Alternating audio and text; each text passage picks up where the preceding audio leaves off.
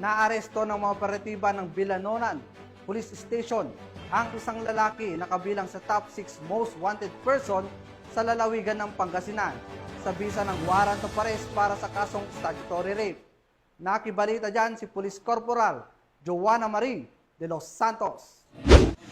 Arestado ang isang lalaki na kabilang sa top 6 most wanted person sa lalawigan ng Pangasinan sa ikinasang manhunt operation ng Binalonan Police Station, katuwang ang iba't ibang unit ng Philippine National Police, dakong alas 12 ng tanghali nito lamang Miyerkules sa Barangay Poblacion, Binalonan, Pangasinan.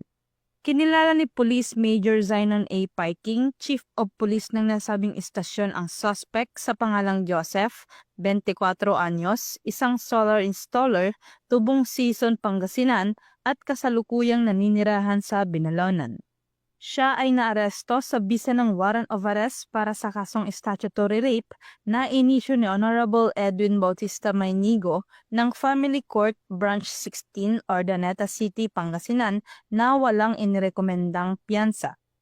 Ang suspect ay kabilang din sa listahan ng top 3 most wanted person sa munisipalidad ng bayan ng Binalonan. Agad naman siyang isinailalim sa physical at medical examination bago tuluyang dalhin sa kustudiya ng pulisya para sa tamang disposisyon. Ang matagumpay na operasyon na ito ay patunay ng dedikasyon ng kapulisan sa paghahatid ng hustisya at pagsasakatuparan ng mga batas. Sa ilalim ng kanilang masigasig na kampanya, titiyakin ng PNP na ang mga kriminal ay mapapanagot at ang kapayapaan sa bawat komunidad ay mapangangalagaan.